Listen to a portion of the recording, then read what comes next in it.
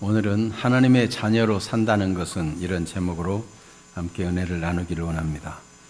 지난주 맥주감사주일에 본 말씀인데 일부를 또다시 보는 이유는 무엇인가? 하나님께서 이 말씀을 한 번 더 전하라는 그런 마음을 강력히 주셔서 다시 한번 이 말씀을 보게 되었습니다. 우리가 한국 사람으로서 당연히 여기는 것들을 외국인의 시선으로 보면 깜짝 놀라는 일들이 많이 있다고 합니다. 동영상에 이런 류의 영상들이 많이 나오고 있죠. 새벽에 다녀도 안전한 거리. 유럽 사람이나 이런 타국 사람들은 밤만 어두워지면 치안이 좋지 않기 때문에 무서워서 밤길을 못 나간다는데, 우리나라에는 일부러 젊은 여성들이 한국에 와가지고 밤거리를 걸어보면서 참 좋다고 얘기하기도 합니다. 또 특별히 호떡 장사 아주머니가 하는 걸 보면 기겁합니다. 계속 호떡만 구워대고 호떡만 주지 돈을 받질 않아요. 돈통을 여기 10,000원짜리, 5,000원짜리, 1,000원짜리 놔두고 알아서 와서 돈 내고 집어간다는 거죠. 유럽 같으면 진즉 도둑이 다 가져갔을 텐데 도대체 한국은 어떤 나라인가? 돈통을 저렇게 놔둬도 훔쳐가는 게 아니고 자기 낼 돈만 내고 거스름을 스스로 가져가다니 놀랍다 이런다는 거예요. 또 무인 가게들이 그렇게 많은데 어떻게 주인도 없이 사람들이 양심적으로 돈을 내고 물건을 가져갈 수 있는가? 도둑 맞지 않고. 또 상점들을 보면은 다 물건을 안에 넣어놓고 물건을 보호해야 되는데 상점 밖에다가 물건을 막 진열해 놓고 파는데, 이거는 도둑 보고 가져가라는 건 똑같은데, 아니 이 나라는 도대체 밖에 물건을 진열해도 사람들이 도적질하지 않고 그대로 팔 수 있다는 게 신기하다. 그런 소감을 말하는 사람도 있습니다. 또 택배가 얼마나 신속히 오는데 그 택배를 또 집안에다가 정확히 전달도 안 하고 문 앞에 그냥 던져놓고, 상점 앞에도 막 택배 상자들이 있는데도 아무도 거들떠보지 않고 가져가지도 않는다. 야, 이런 나라 이거 혹시 천국 아니냐? 우리보다 몇십 년 앞선 나라다. 뭐 이런 소감들을 이야기하기도 합니다. 카페에 가서는 노트북이나 비싼 휴대폰을 턱 놓고 혹은 그런 걸로 자리를 맡아놔도 없어지지 않는 나라. 어떻게 저럴 수가 있는가? 어떤 외국인 여행자가 한국을 제대로 보고 싶다면서 서울에서부터 부산까지 걸어서 여행을 했어요. 근데 걸어가는 동안 시골길을 여러 번 거치게 되는데 자기는 난생 처음 보는 그렇게 큰 배를 2덩어리나 한 아주머니가 먹으라고 건네주고 가더라는 거죠. 정의 문화. 또 가는 동안 또 다른 사람은 또 다른 걸 막 주고, 이런 일들. 외국인의 시선으로 볼 때 대한민국은 천국 같다고 말합니다.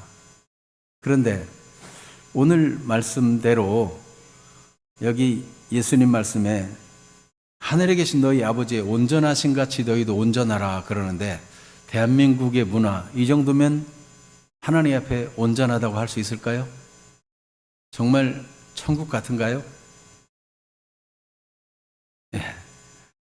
오늘 우리가 한 3가지로 살펴보겠는데, 첫째는 이웃에 대해서.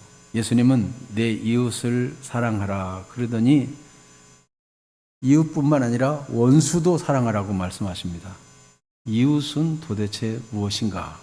두 번째로 원수를 사랑하라는 거, 이게 쉬운 일이 아닐 텐데 원수를 사랑하라는 명령뿐만 아니라 하늘에 계신 너희 아버지의 온전하신 같이 온전하라고 명령하십니다. 명령이에요. 이런 명령을 누가 받을 수 있겠습니까? 만약 그 명령을 받을 사람이 있다면 어떻게 이 명령을 받아야 할 것입니까? 세 번째로는 이 명령을 받는 사람은 얼마나 행복한 사람일까요? 이런 순서대로 인도받기를 원합니다. 첫째, 이웃에 대해서 내 이웃사랑, 내 원수사랑을 예수님이 말씀하셨는데, 당대 유대인의 개념으로는 어떤 사람을 이웃이라고 생각하고 있었는가? 동포나 같은 공동체에 속한 사람을 이웃이라고 생각했어요. 이웃이 아닌 사람은 이방인이나 세리나 같은 공동체가 아닌 다른 부류의 사람들, 이런 사람들은 이웃이 아니라고 생각했죠. 레위기 19장 18절을 보면은 이웃을 사랑하라는 명백한 성경 구절이 있습니다. 예수님께서 내 이웃을 사랑하고 내 원수를 미워하라 하는 말을 너희가 들었으나, 이렇게 말씀하시는데, 이웃 사랑하라는 말씀은 명백히 있는데 원수를 미워하라는 말씀을 여러분 구약 성경 읽다가 발견한 적이 있나요? 네, 그렇게 정확하게 내 원수를 미워하라는 말씀을 본 적이 없어요. 그리고 예수님이 성경을 잘 몰라가지고 실수한 걸까요? 당대의 사람들이 그런 가르침을 주었다는 것입니다. 성경에 구체적으로 원수를 미워하라는 구절은 없지만 당대의 유대인들이, 랍비들이 가르치기를 친구는 사랑하지만 원수는 미워해라. 또 SNF나 열심당원들, 이런 사람들은 원수를 미워하라. 특히 로마가 압제하고 있었을 때니까 이 열심당원들은 로마인들을 원수로 생각하고 테러를 하기도 했습니다. 미운 마음으로 말이죠. 그래서 원수를 미워하라는 말은 없지만 당대의 사람들이 원수 갚으려고 하고 원수에 대한 미움을 가지고 살고 있었기 때문에, 또 그런 가르침을 주었기 때문에 예수님은 그것을 들어서 말씀한 것입니다.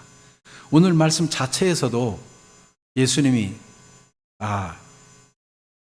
당대 사람들이 이런 사람을 원수라고 여겼겠구나 하는 그런 사람들을 발견할 수 있습니다.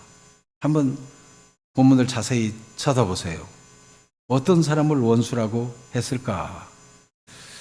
이 원수라는 단어와 이렇게 대등한 수준에서 얘기하는 사람이 먼저 나타납니다. 44절 읽어볼까요? 나는 너희에게 이르노니 너희 원수를 사랑하며 너희를 박해하는 자를 위하여 기도하라. 원수로 생각한 사람이 누구가 하나 있을까요? 박해하는 자. 네. 사랑하는 것은 기도하는 것이고 원수는 박해하는 것이고, 이렇게 서로 대등하게 볼 수 있죠.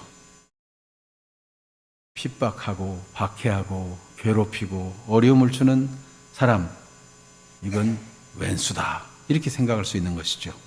또 어떤 사람일까요? 악인, 불의한 자, 이런 사람을 다 원수시 한 거 아니겠습니까? 또 세리도 나옵니다. 세리, 46절에 세리. 세리는 한 지역을 통째로 한 중개인이 맡아요. 세리장 같은 사람이 맡겠죠. 그러면 예를 들어서 지금 우리나라 입장으로 표현하자면 양주시를 담당하는 세리장이 있는 것이죠. 그러면 이 사람이 로마하고 계약을 해서 얼마의 세금을 걷어서 주기로 계약하고, 때때로 이 세리장이 미리 세금을 납부하기도 했다고 합니다. 그리고 거둬들일 때는 자기가 원하는 만큼 마음대로 거둬가지고 착복하는 그런 경우가 있고, 어쩌다 세리가 정한 세를 다 못 거두면 손해보는 수도 있었다고 그래요. 근데 거의 손해보기보다는 지나치게 많이 거둬서 착복하는 일이 많았죠. 그러니까 이 세리들은 왼수처럼 여겨졌는데, 왜 그런가 하면 백성들을 착취하는 사람들이다, 이런 악명이 있었고, 또한 이스라엘은 하나님의 땅인데 하나님의 땅에서 나는 것을 저 원수 로마 사람들에게 새로 바치다니 해서 원수의 나라하고 협조하는 자로 여겨져서 결국은 세리는 원수처럼 여겨지는 부류 중에 하나인 것입니다. 또 다른 종류는 뭡니까? 여기 성경에 나온 대로 이방인들은 선민인 자기들과 달리 멸망할 사람들이고 미움의 대상이라고 생각해서 원수로 여겼던 것입니다. 그런데 예수님은 이렇게 하나하나를 들어서 말씀하시면서 이들을 사랑하라고 말씀하는 것이고, 이들만도 못해서는 안 된다는 그런 말씀을 하고 계시는 것입니다. 그렇다면 주님께서 확대하신 이웃의 범주는 무엇일까요? 당시 랍비들은 친구나 가까운 사람이나 같은 동포끼리는 사랑하지만은 원수를 미워하라 가르쳤는데, 예수님께서는 지금 이웃을 사랑하고 너희 원수를 사랑하라고 말씀합니다. 이웃과 원수를 나란히 놓았어요. 주님은 어떤 마음을 가진 걸까요? 이웃하고 원수를 나란히 놨어요. 예수님의 마음은 뭐예요? 원수를 따로 만들지 말고 모두를 다 사랑하라. 예수님의 마음에서는 모두가 다 사랑의 대상이에요. 하나님 아버지의 마음에서는 모든 사람이 다 사랑의 대상이에요. 그래서 주님의 마음이 드러나는 디모데전서 2장 4절 말씀을 같이 한번 읽어봅니다. 하나님은 모든 사람이 구원을 받으며 진리를 아는 데 이르기를 원하시느니라. 모든 사람이 구원받기를 원해요. 또 에스겔 33장 11절에 오면 하나님의 마음이 드러나는데 또 같이 읽어봅니다. 너는 그들에게 말하라. 주 여호와의 말씀이니라. 나의 삶을 두고 맹세하노니 나는 악인이 죽는 것을 기뻐하지 아니하고 악인이 그의 길에서 돌이켜 떠나 사는 것을 기뻐하노라. 이스라엘 족속아 돌이키고 돌이키라. 너희 악한 길에서 떠나라. 어찌 죽고자 하느냐 하셨다 하라. 아무리 악질이라도 그 죄만 짓다가 죽는 것은 하나님 마음이 아프다는 거예요. 돌이키고 돌이키라. 여러분 진짜 밉고 저 사람은 잘못됐으면 좋겠다, 그런 사람 혹시 생각나세요? 하나님은 그 사람도 죄를 회개하고 돌이켜서 행복한 사람으로, 복받은 사람으로 잘 되기를 원하십니다. 이게 하나님 아버지의 마음이에요. 자녀들이 어렸을 때 보면은 서로 막 싸웁니다. 막 미워, 막 그리고 싸우고 막 그래요. 부모의 마음은 그걸 지켜보면서 그래, 네가 미워하는 저놈은 죽어야 돼, 그런 마음이 생길까요, 부모가? 여러분 부모님들 그런 마음 생겨본 적 있으세요? 부모는요 다 사랑해요. 오히려 모자라고 아직도 좀 생각이 모자라가지고 속 좁게 할지라도 그 자녀가 철들고 잘 되기를 바라지, 저거 아주 못됐다, 저거 못된 짓만 하는구나, 없어져라, 족보에서 파버리겠다, 말은 혹시 그럴지 몰라도 절대로 자녀를 미워하거나 원수시하거나 버릴 마음이 있는 부모가 있다면 부모가 아니죠. 하나님 아버지의 마음은 아무리 괴짜, 왼수, 아주 못된 짓만 하고 아주 저 인간은 사회 악이다, 그런 인간이라도 그렇게만 살다가 망하기를 원치 아니하고 언젠가는 깨닫고 가슴을 치면서 내가 잘못했다, 내가 이 못된 인간이, 그리고는 돌이켜가지고 회개하고 하나님의 사랑을 깨닫고 생명의 길, 살 길을 찾아가기를 하나님은 원하십니다. 여러분 오늘 잘 오셨습니다. 여러분 한 사람 한 사람을 하나님은 사랑하십니다. 옆 사람에게 하나님의 사랑으로 들려주세요. 하나님이 사랑하시는 분이십니다. 두 사람 이상에게 말해주세요. 하나님이 사랑하시는 분이십니다. 두 사람 이상 말해줬어요? 네. 여러분 마음이 모두 다 찾아가서 말해주고 싶죠. 하나님의 마음은 여러분 한 사람 한 사람을 예외 없이, 교회 오다가 부부간에 싸우고 왔어도 그래도 사랑하십니다. 네. 하나님 여러분 진정으로 사랑하십니다. 유대인들은요 사마리아인들을 미워했어요. 저 사마리아인들은 저 혼혈족이야, 그 사마리아에 그냥 강제 이주시켜가지고 이방인들을 이주시켜가지고 거기 짬뽕이 돼가지고 말이에요. 혼혈이 됐다. 그래가지고 유대인들이 사마리아 사람들 아주 싫어해요. 그런데 어느 날 이웃이 누굽니까? 물어볼 때 예수님이 이야기를 들려줍니다. 한 유대인이 강도 만나가지고 겁안 죽게 되었는데 제사장이 지나가다가 보고는 나 예배 시간 늦으면 안 되는데, 그런 생각이었는지 몰라도 그냥 슬그머니 지나갔다는 거예요. 레위 사람도 보고 지나가 버렸다는 거예요. 그런데 사마리아 사람들이 강도 만나 거의 죽게 살려달라고 소리치는 소리도 이제 제대로 나오지 않는 기진맥진해서 죽어가는 그 사람을 자기가 타고 가던 나귀에 태워가지고 주막에 가서 부탁하면서 내가 지금 갈 길이 있으니 다녀올 동안 잘 보살펴 주시오. 비용이 더 들면 내가 지불하겠습니다 하고 그를 치료해주고 잘 돌봐주기를 부탁하고 갔다는 거예요. 예수님께서 제사장, 레위인, 사마리아 사람 이 셋 중에 누가 이웃이겠느냐, 강도 만난 자의 이웃이겠느냐 이렇게 물어봤어요. 누가 이웃일까요? 유대인들은 사마리아 사람을 이방인 취급하고 원수 취급하고 싫어하는데도 이 사마리아 사람은 강도 만나 죽게 된 유대인을 돌봐줬다는 거예요. 예수님의 마음은 아무도 차별하지 아니하고 사랑한다는 것을 그 이야기를 통해서 보여주신 것입니다. 그래서 하나님의 자녀라면은 어떻게 살아야 되는가? 원수라도 사랑하는 삶을 살아야 된다. 원수까지도 사랑하는 삶을 사는 것이 하나님의 자녀로 살아가는 것이다. 그러니까 세상의 기준과 가치관과는 차원이 다른 삶을 사는 것이 그리스도인의 삶이라고 말씀합니다. 그렇다면 원수를 사랑하라, 하나님의 온전하신 같이 너희가 온전하라 하는 이 명령을 진짜 받들 만한 사람이 있을까요? 누가 이 명령을 받들 수 있을까요? 예수님은 내가 이렇게 어려운 얘기 해가지고 아무도 못하지, 용용 야구르지 이러시려고 말씀하시는 걸까요? 그럴 일은 없어요. 예수님이 명령하실 때는 이룰 수 있는 명령을 주세요.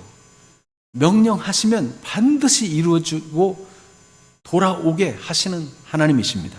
그래서 예수님의 명령은 값져요. 하나님의 명령은 헛된 게 아니에요. 누가 이 명령을 받들 수 있겠는가? 누가 이 명령을, 원수도 사랑하라는 그 명령을 받들어서 사랑할 수 있겠는가? 첫 번째로는 타락한 인간의 본성으로는 하나님의 말씀을 온전하게 순종할 수 있는 사람이 있을까요? 없는 것입니다. 인간의 타락한 본성은 대단히 자기중심적이고 이기적이에요. 그래서 원수를 사랑하라? 안 돼요. 어느 정도 안 되는가? 예레미야 13장 23절에 이 타락한 인간의 본성은 절대로 안 된다는 것을 이렇게 기록하고 있습니다. 같이 한번 읽어봅니다. 구수인이 그의 피부를, 표범이 그의 반점을 변하게 할 수 있느냐? 할 수 있을진데 악에 익숙한 너희도 선을 행할 수 있으리라. 구수인, 에티오피아 사람, 아프리카 사람이 그 까만 피부를 희게 만들 수 있느냐? 표범의 반점을 변화시킬 수 있느냐? 만약 그렇게 할 수 있다면 너희도 할 수 있을 것이라. 할 수 있는 사람이 있다는 거예요, 없다는 거예요? 할 수 있는 사람이 없다는 거예요. 네. 그래서 인간의 본성에다 대고 자기를 훈련해라. 인간의 본성에다 대고 죄를 짓지 말아라. 깨끗하게 살아라. 수양을 쌓아가지고 착한 사람이 되라. 인간의 본성에다 대고 자꾸 훈련하고 수련하고 자기를 수양해가지고 훌륭하게 되라는 모든 요구는 이룰 수 없는 것입니다. 아무리 정성을 들이고 지성을 들여도 절대로 인간의 본성은 흑인이 백인이 될 수 없음 같이, 표범의 반점을 없앨 수 없음 같이 그렇다는 거예요. 네. 그래서 모든 종교는 다 인간의 본성에다 대고 하는 거예요. 본성에다. 인간의 본성을 바꿔보려고 비나이다 막 빌다 보면 본성이 바뀔 줄 알아요. 그래서 막 마음을 비우고, 어떤 사람은 결혼도 안 하고 산속에 올라가기도 하고 저 사막에 가서 막 수양을 쌓기도 하고. 그런데 인간의 본성이 변해요, 안 변해요? 순간 기회만 있으면 무너져요. 인간의 본성에다 대고 하는 것은 율법의 요구와 똑같아요. 하나님께서 광야로 이스라엘 백성을 이집트에서 꺼내가지고 광야로 가서 거기서 만나도 주고, 거기서 반석에 물도 주고, 거기서 옷도 늘 새 옷처럼 입고 다니고, 발도 피곤하지 않고 부르지 않고 그렇게 다녀야 했는데도 자꾸만 이집트가 좋다고 그러고, 종살이 할 때가 차라리 고기 까마귀 곁에 있을 때가 좋았다고 그러고, 자꾸만 그렇게 하나님을 믿지 못하고 육신의 생각으로 돌아가는 거예요. 그래서 하나님이 시내산에 데리고 가서 모세를 통해서 율법을 주셨어요. 그게 옛 언약, 시내산 언약이에요. 그 율법은 본성에다 대고 얘기하는 거예요. 본성. 그 본성, 육신의 본성을 좀 바꿔봐라. 내가 원하는 건 이런 거니까 네가 한번 바꿔봐라 하는 건데, 본성을 바꿀 수가 있어요? 바꿀 수가 없어요. 그래서 율법을 들여다볼수록 하나님은 거룩하고 높으신 분인데 나는 죄인이구나. 나는 도무지 애쓰고 애써도 하나님이 원하는 대로 도달할 수 없구나. 그걸 발견하는 거예요. 그래서 로마서 3장 20절 같이 읽어봅니다. 그러므로 율법의 행위로 그의 앞에 의롭다 하심을 얻을 육체가 없나니 율법으로는 죄를 깨달음이니라. 갈라디아서 3장 10절에도 무릇 율법 행위에 속한 자들은 저주 아래 있나니 기록된 바 누구든지 율법책에 기록된 대로 모든 일을 항상 행하지 아니하는 자는 저주 아래 있는 자라 하였습니다. 왜 이 율법이 주어졌는가? 갈라디아 3장 19절에 보면 율법은 무엇이냐? 범법함으로 더해진 것이라. 자꾸만 죄를 짓고 제멋대로 사니까, 그래 그러면 이 법을 줄 테니까 한번 지켜봐. 그런데 지킬 수 없다는 것을 발견할 뿐인데, 모든 일을 항상 완전하게 다 행하지 않으면 율법은 저주 아래 있는 자라고 선언하고 있어요. 그러니까 다 지키다가 하나만 어겨도 저주예요. 여러분, 목걸이가 줄로 잘 연결되어 있는데 거기 칠 끝이 하나 끊어져 가지고 하나가 새어나왔어요. 그럼 목걸이가 존재할 수 있어요? 다 쏟아지는 거예요. 하나밖에 안 떨어졌는데 안 해요. 다 쏟아져요. 율법은 그와 같아요. 그래서 사람이 자기 행위로, 본성으로 고쳐가지고 하나님 잘 섬겨보겠다, 지성을 들여가지고 드디어 내가 어떤 신적인 존재가 되겠다, 될 수 있어요? 절대로 될 수가 없어요. 그러니까 세상 모든 종교는 할 수 없는 일을 열심히 하고 있는 거예요. 심지어 대상이 누군지도 생각하지 않고 그냥 비나이다, 비나이다. 별에도 빌고, 달에도 빌고, 해에도 빌고, 독수리에도 빌고, 심지어 뭐 지렁이한테도 빌고, 답이 없어요. 답이 없어. 여러분, 인간이 이렇게 허무하고 연약하고 이 길을 못 찾는 것을 아셨어요. 그래서 하나님이 약속을 주셨어요. 약속. 그래, 너희 못하는 줄 안다. 인간이 마귀 말을 듣고 죄짓고 하나님 명령 거역해서 타락한 즉시로 하나님이 약속을 해주셨어요. 하나님 먹지 말라는 선악과를 따먹은 다음에 창세기 3장 15절에 보면 이런 약속을 주십니다.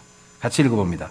내가 너로 여자와 원수가 되게 하고 내 후손도 여자의 후손과 원수가 되게 하리니 여자의 후손은 내 머리를 상하게 할 것이요 너는 그의 발꿈치를 상하게 할 것이니라 하시고, 이 뱀이, 옛뱀 곧 마귀 사탄, 이 존재가 하와를 꼬이고 하와가 아담에게 얘기해가지고 하나님 먹지 말라는 선악과를 먹었잖아요. 그래서 아담은 왜 그랬느냐? 하와 때문입니다. 하와가 줘서 먹었습니다. 하와 너는 왜 그러냐? 저 뱀 때문입니다. 뱀에게는 묻지도 않았어요. 뱀은 의도를 가지고 접근했거든요. 여러분, 계획적으로 범죄하는 건 정말 저질입니다. 하나님께서 뱀에게는 이유도 묻지 않고 너는 내가 멸망할 날을 작정해놨다. 여자에게서 아기가 태어나게 해가지고 그 여자의 후손이 내 머리를 깨뜨릴 것이다. 요한일서 3장 8절에 보면 마귀를 멸하러 하나님의 아들 예수가 오실 것을 약속했어요. 그대로 이 창세기 3장 15절에 처녀가 잉태의 아들을 낳을 것이고 이름을 임마누엘이라 하리라 하신 대로 하나님이 처녀의 몸에서 예수 그리스도를 나게 하신 것입니다. 이렇게 이 언약을 그래서 원시 언약이라고 그래요. 맨 처음에 인간이 무슨 조금이라도 착하게 살려고 반응을 보이거나 그러기 전에 타락한 즉시로 하나님이 이 약속을 줘가지고 내가 이런 일을 이루어줄게. 더 이상 마귀 말 안 들어도 되고 죄의 종로로 타지 않아도 되는 그런 날을 내가 줄게 약속해 줬어요. 그리고 시간이 지나서 아브라함과 이삭과 야곱에게도 약속을 해주셨는데, 하나님이 약속한 그 땅으로 가면 세상의 모든 족속이 다 너를 인해서 복을 받으리라. 그리고 너에게 씨를 주겠다. 내 씨를 통해서 복을 주겠다. 이런 약속을 했는데, 그거를 갈라디아 3장 16절에 한마디로 말하면 이렇게 말하고 있어요. 이 약속들은, 갈라디아 3장 16절을 같이 읽어봅니다. 이 약속들은 아브라함과 그 자손에게 말씀하신 것인데 여롯을 가리켜 그 자손들이라 하지 아니하시고 오직 한 사람을 가리켜 내 자손이라 하셨으니 곧 그리스도라. 아멘. 아브라함, 이삭, 야곱에게 이어진 그 약속, 그 후손들에게 계속 이어 내려온 약속은 한 자손 한 사람, 곧 그리스도를 두고 약속하신 것이라. 그래서 원시 언약이나 아브라함, 이삭, 야곱에게 하신 약속이나 다 하나님이 약속을 줘가지고 새로운 나라를 주겠다. 하나님이 약속을 주신 거예요. 그런데 인간이 자꾸 죄만 지으니까 시내산에서 옛 언약을 주셔가지고 절대로 사람이 본성에다가 노력해갖고는 안 된다는 것을 알게 하신 다음에 그 다음에 이스라엘 백성이 죄 짓고 우상 숭배하고 타락하고 그래서 나라가 찢겨져 이방 나라의 종이 되고 세계 곳곳에 흩어지고 더 이상 자기들이 나라를 회복할 능력도 없고 방법도 없어요. 이제 하나님께 어떻게 돌아올지도 알지 못해요. 그런 상태에서 하나님이 처음에 하신 그 약속을 이루겠다고 새 언약을 주셨습니다. 예레미야 31장 31절 같이 읽어봅니다. 여호와의 말씀이니라. 보라, 날이 이르리니 내가 이스라엘 집과 유다 집에 새 언약을 맺으리라. 새 언약, 옛 언약인 시내산 언약과 상대적인 개념이 새 언약인데 이 새 언약은 원시 언약과 아브라함, 이삭, 야곱에게 주신 언약과 똑같은 언약이에요. 그래서 그 언약은 어떤 언약인가? 예레미야 31장 33절. 여러분이 이때 주의를 놓치지 마시고 중요한 시간이기 때문에 여러분이 주의를 흐리게 하려는 이게 영적인 방해가 있을 수 있어요. 이때 더 집중하기를 바랍니다. 예레미야 31장 33절 같이 읽어봅니다. 여호와의 그러나 그날 후에 내가 이스라엘 집과 맺을 언약은 이러하니 곧 내가 나의 법을 그들의 속에 두며 그들의 마음에 기록하여 나는 그들의 하나님이 되고 그들은 내 백성이 될 것이라. 여호와의 말씀이니라. 하나님께서 어떤 날을 정해두고 그날 후로 이런 일을 이루겠다. 하나님이 정한 때가 있어요. 그게 바로 원시 언약에서는 처녀 몸에서 아기가 태어날 때예요. 그날 후로. 그래서 그때에 하나님이 이스라엘 집과 맺을 언약이 이것인데 내가 나의 법을 그 속에 둔다. 내 법을 그 속에 둔다. 이렇게 말씀해 주었어요. 나의 법을. 그래서 그들 마음속에 하나님의 법을 기록해 두고 그 법을 마음속에 기록한 그 법을 따라 삶으로 그들은 내 백성이 되고 나는 그들의 하나님이 된다. 이거 약속해 줬어요. 약속. 아직 약속으로만 남아 있어요. 그때가 아직 안 된 거예요. 예레미야 31장 33절에 말씀할 때. 근데 에스겔 선지자에게도 또 이 약속을 하십니다. 같은 약속이에요, 이게. 에스겔 36장 26절에서 27절 같이 읽어봅니다. 또 새 영을 너희 속에 두고 새 마음을 너희에게 주되 너희 육신에서 굳은 마음을 제거하고 부드러운 마음을 줄 것이며 또 내 영을 너희 속에 두어 너희로 내 율례를 행하게 하리니 너희가 내 규례를 지켜 행할지라. 이제 하나님의 법이 어떻게 마음속에 기록되는가? 하나님이 새 영을 그 속에 넣어주게 되는 새 영. 그래가지고 마음이 새로워져. 새로운 마음이 주어져 가지고 이 육신에서 굳은 마음, 완강한 마음, 하나님 마음 말씀을 거역하고 제멋대로 살고 싶은 육신의 욕망대로 살고 싶은 이 굳은 마음이 제거되고 부드러운 마음, 하나님을 향해서 부드러운 마음이 생기는 거예요. 어떤 사람은 하나님 그러면 막 몸서리를 치고 싫어하고 이 하나님을 없애야 된다 막 이러는 사람이 있어요. 그런데 부드러운 마음, 하나님이 주신 새 영이 들어오니까 부드러운 마음, 살같이 부드러운 마음으로 바뀌어가지고 하나님의 영을 너희 속에 두어가지고 하나님의 율법, 하나님의 율례, 하나님 말씀을 사랑하고 지키는 사람으로 바뀌어진다는 거예요. 그 누가 해요? 사람이 비나이다 해서 오는 게 아니고 사람이 노력해서 어떻게 신이 되는 게 아니고 하나님이 새 영을 주시고 하나님이 새 마음을 주셔서 부드러운 마음을 갖게 해주겠다. 하나님의 법을 마음속에 딱 두고 살게 해주겠다. 이렇게 약속을 해줬어요. 그런데 이 약속이 어떻게 이루어질까요? 지금 예레미야에게도 약속했지, 에스겔에도 약속했지, 아담 하와에게도 약속했지. 아브라함, 이삭, 야곱에게도 약속했지. 그리고 신명기 30장 6절에도 보면 모세에게도 그 이스라엘 백성들 앞에서 또 이 듣는 데서 약속했어요. 내가 너와 내 자손들의 마음에 할례를 행해서 마음을 다하고 뜻을 다하고 힘을 다해서 주 너의 하나님을 사랑하게 할 것이고, 하나님이 마음에 막 성령으로 변화시켜가지고, 하나님의 영을 부어가지고 변화시켜가지고 마음의 할례, 그래가지고 진짜 하나님 사랑하는 사람으로 바뀌어지고 생명을 얻게 하신다. 하나님의 생명 얻게 하신다. 이렇게 약속하고 있는 이 약속이 언제 이루어지는가? 이것이 바로 새 언약의 중보자 되신 예수님을 통해서 이루어집니다. 그 때가 참에 갈라디아서 3장 16절 오면 때가 참에 그리스도가 처녀 몸에서 태어나게 되는 이때가 바로 그때예요. 그래서 예수님은 새 언약의 중보자가 되십니다. 중보자라는 말은 우리 쉽게 하면 중개인이 되는 거예요. 우리 장필남 권사님이 중개 업무를 하는 자격증을 가지고 있잖아요. 그러면 이 사람과 저 사람은 서로 모르는 사람이에요. 근데 이 중개인이 중간에서 역할을 해줘요. 그래서 안심하고 계약금 내면은 이거 떼먹고 달아나면 어떻게 하지? 그걸 누가 보증해줘요? 중개인이 보증해줘. 그리고 이 사람도 약속을 했는데 이 돈 찔끔 얼마 주고 나중에 나머지 돈 다 안 가져오면 어떻게 하지? 걱정할 필요 없어요. 누가 보증이 돼줘요? 중개인이 보증이 돼요. 그래서 성경에 보면 예수님을 중보자, 하나님은 약속을 했는데 사람은 죄인이고 하나님 약속했는데 이걸 약속을 받을 만한 자격이 없어요. 오히려 돈이 있어야 집을 사잖아요. 근데 이 죄인, 타락한 인간들은 빚쟁이야. 죄의 빚이 가득 차가지고 감히 하나님을 만날 엄두도 못 내. 하나님을 제대로 부를 수도 없어. 자격이 없어. 의인 없나니 하나도 없고 하나님을 찾는 자도 없고 다 허망하게 지고 다 잘못되어가지고 그런 인간의 죄를 대신 담당하시고 죽으셔가지고 죄의 빚을 다 갚아주고, 너 자격 없지만 내가 너 빚 다 갚아줬어. 갚아줄 뿐만 아니라 이 집을 살려면 돈이 있어야 되죠.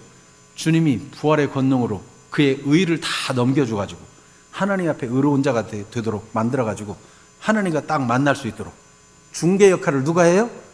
예수님이. 예수님을 믿으면 하나님이 약속하신 그 약속이 다 이루어질 수 있도록 중개 역할을 끝까지 하시고 보증이 되시고, 그리고 약속한 영원한 생명을 얻고 약속한 그 새 영을 받고 그리고 새 마음을 약속한 대로 다 받게 되는 일이 예수님을 통해서 일어나요. 그래서 예수님 말씀하시기를 내가 곧 길이요 진리요 생명이니 나로 말미암지 않고는 하늘에 계신 아버지께로 갈 자가 있다 없다? 없다. 예수님만이 완전히 중개인이에요. 중보자, 보증인. 예수님 아니면 누구도 하나님을 만날 수도 없고, 하나님이 약속한 약속은 너무 좋지만 나하고는 관계없는 것이 되는 거예요. 그런데 예수님을 믿으면 하나님이 약속하신 성령이 찾아오고 예수님이 우리 안에 영원히 떠나지 않고 함께 계시고 보증이 돼가지고 반드시 천국에도 들어가고 이 땅에 사는 동안도 주님이 주신 마음을 가지고 부드러운 마음으로 살게 해주시고, 그게 바로 보증인 되신 예수님을 통해서 다 일어난 일이에요. 그러니까 여러분, 우리가 하나님의 영, 성령을 받은 것이 우리가 열심히 노력하고 정성을 들이고 뭐 그렇게 해가지고 율법을 잘 지켜서 성령을 받은 것이냐? 그럴까요? 아니에요. 복음을 듣고 믿을 때 성령을 받고 하나님의 자녀가 되고 예수님과 연합해 사는 거예요. 그것을 갈라디아 3장 2절이 분명히 말합니다. 갈라디아서 3장 2절 같이 봅니다. 내가 너희에게 다만 이것을 알려 하노니 너희가 성령을 받은 것이 율법의 행위로냐 혹은 듣고 믿음으로냐? 뭐라고 대답해야 돼요? 듣고 믿음으로. 복음을 듣고 믿었더니 주의 성령이 찾아오시고 새 영이 찾아오니까 새 마음이 주어지고, 저 왼수 저거 그냥 망해라 이런 마음이 없어지고 주님의 마음, 불쌍하다 저 사람이 저렇게 나한테 그럴 때에는 다른 사람한테는 또 안 그러겠어? 나한테 그러는 저 마음은 얼마나 지옥이겠어? 아이고 불쌍해. 얼마나 사람들에게 시달리고 상처를 받았으면 사람이 저렇게 뾰족해졌을까? 예수님이 바울을 볼 때 자기는 열심으로 막 율법을 따라서 열심을 낸다고 하는데 예수님 보니까 사울아 사울아 네가 가시채를 뒷발질하기가 내게 고생이니라. 여러분 가시채를 막 가시에다 뒷발질을 하면은 제 발만 상하죠. 그러니까 여러분 가시 같은 사람 있죠. 막 뾰족해가지고 막 걸핏하면 쏘고 막 이거 막 걸핏하면 싸우려고 하고 막 이런 사람 있죠. 예수님의 영이 찾아오시고 성령이 함께 하시고 예수님의 마음이 주어지면 그 사람을 볼 때 왕따 시키자 왕따 시키자 이러겠어요? 아이고 안 됐다. 하나님 저 사람 불쌍히 여겨주세요. 박해하고 몰라서 지금 박해하고 핍박하고 나를 왼수시하고 괴롭히는데 하나님 저 마음이 지옥인데 불쌍히 여겨주세요. 저 사람 잘 되게 해주세요. 행복하게 해주세요. 박해하는 자를 위해 기도하라는 것은요 그 사람이 잘 되도록 행복하도록 복되도록 기도하라는 거예요. 원수를 위해서 사랑하라는 것은 진짜 마음을 다해서 감정을 다해서 사랑하라는 거예요. 의지를 다해서 사랑하는 거예요. 이 사랑이라는 단어가 아카페의 사랑, 하나님의 사랑이에요. 하나님의 사랑은 우리가 죄인인데 사랑받을 자격이 없는데도 하나님은 사랑하기로 약속하시고 이미 결정해놓고 그걸 그대로 진행하시는데 마음까지도 불쌍히 여기는 마음을 가지고 사랑해요. 그래서 악인이라도 죄악 중에 죽는 걸 내가 원치 않는다. 그러면 너무 마음 아프다. 그게 하나님의 마음이에요. 그러니까 세상의 모든 그릇된 종교인들이라도 다 진짜 하나님 천지를 창조하시고 인생을 사랑하시는 하나님 옆에 돌아오기를 하나님이 원하십니다. 여러분 중에 단 한 사람이라도 망하는 사람이 없게 되기를 축복합니다.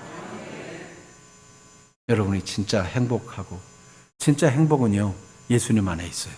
예수님 안에. 여러분 원수가 하나도 없으면 행복할까요? 기분 나쁠까요? 네? 심시푼이 땅콩으로 누구 미워하는 사람 하나 있어야 되나요? 어떤 사람은 꼭 그래요. 어떤 사람은 미워하는 사람 꼭 하나 있어야 돼. 그래가지고 그 사람이 없어지면 또 누군가를 하나 계속 미워해. 그런 특징을 가진 사람이 있어요. 행복할까요?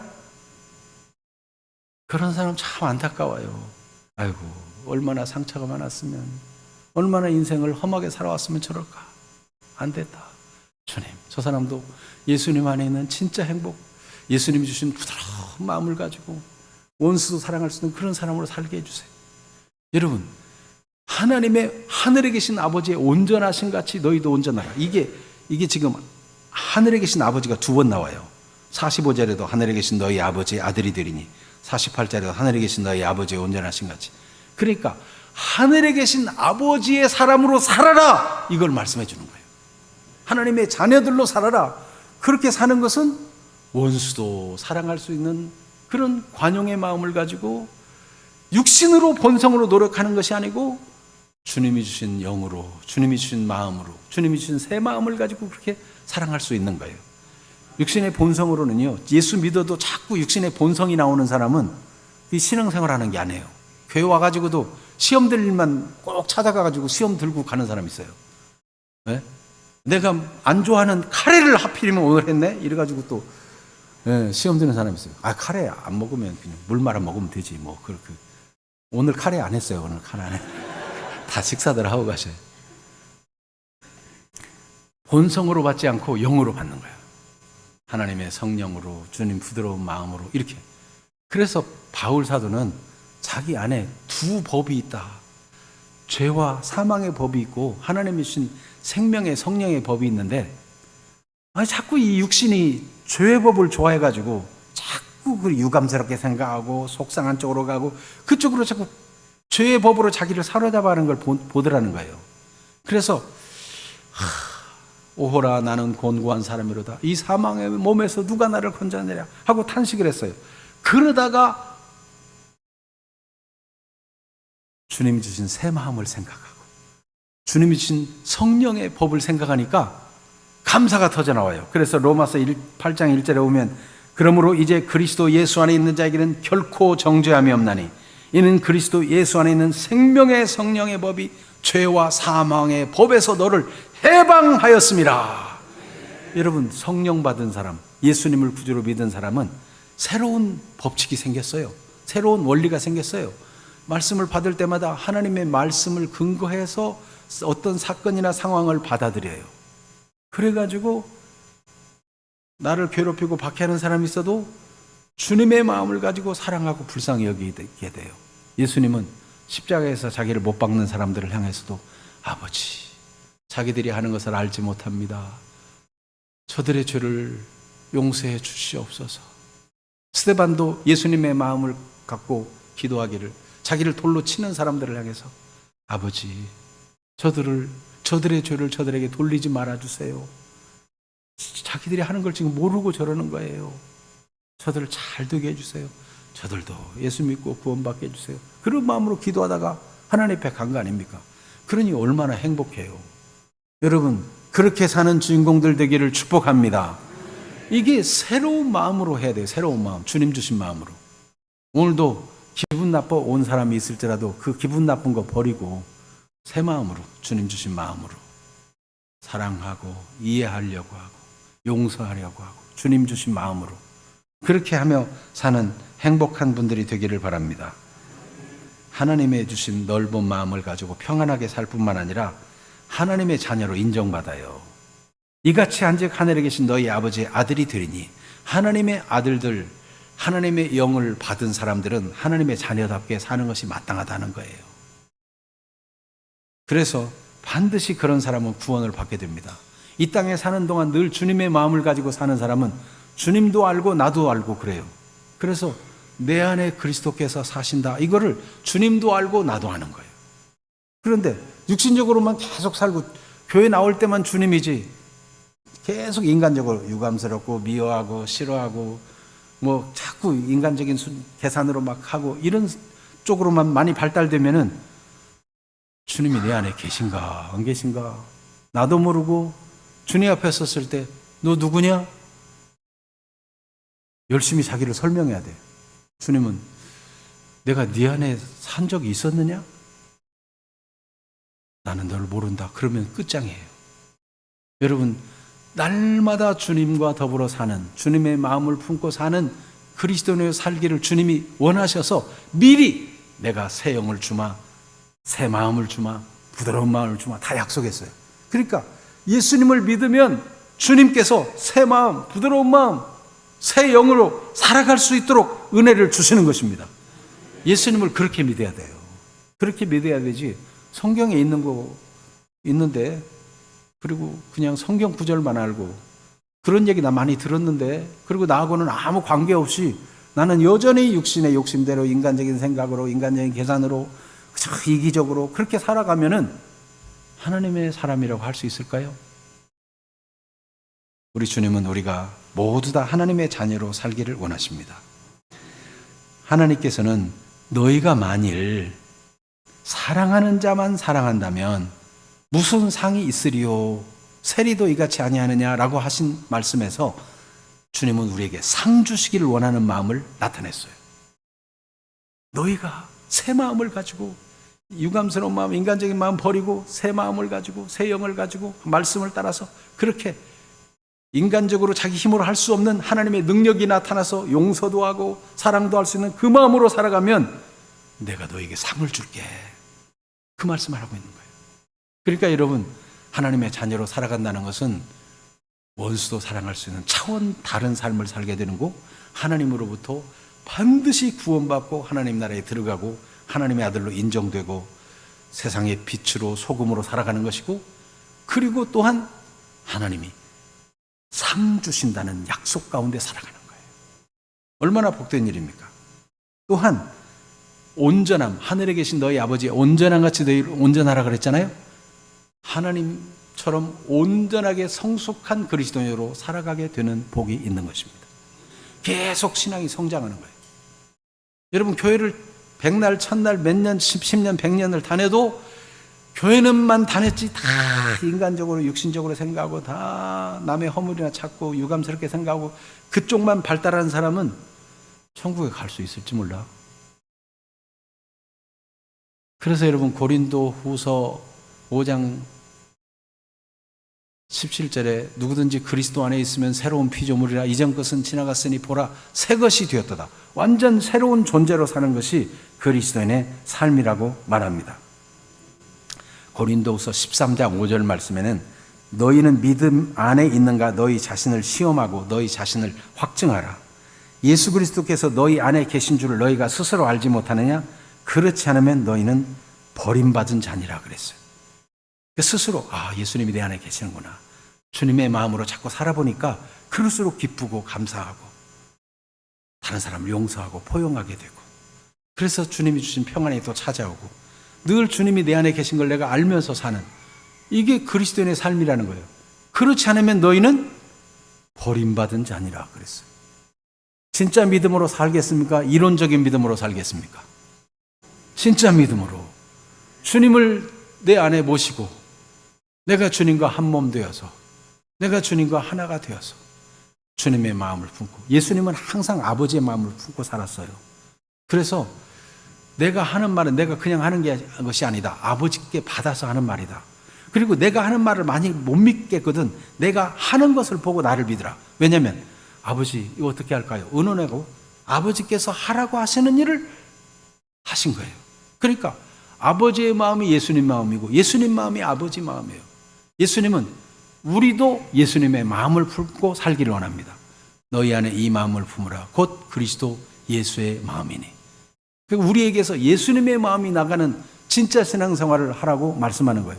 그래서 하늘에 계신 너희 아버지가 온전한 것처럼 너희도 온전하라고 명령하시는 것인데, 이것은 새 영에다가 말씀하시고 새 마음에다가 말씀하는 겁니다.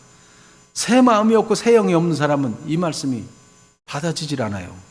어떻게 그렇게 할 수 있어? 인간적으로 그렇게 유감스럽게만 생각되고 어렵게만 생각돼요.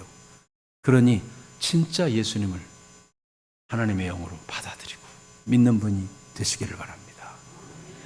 예수님은요, 이 복음을 듣고 나 진짜 예수님 믿기를 원합니다. 예수님 제 마음에 찾아와 주세요. 이런 마음을 가지고 기도하면 예수님은 이미 약속한 것을 보증하시고 중개하는 분이 예수님이기 때문에 예수님의 이름으로 믿고 기도하면 반드시 하나님의 영, 성령이 우리 안에 찾아오시고 하나님의 자녀가 되고 새 마음이 주어지는 것입니다. 그런 은혜의 시간이 되기를 축복합니다. 우리 찬양 주 예수님 내 마음에 오사 286장 찬송하겠습니다.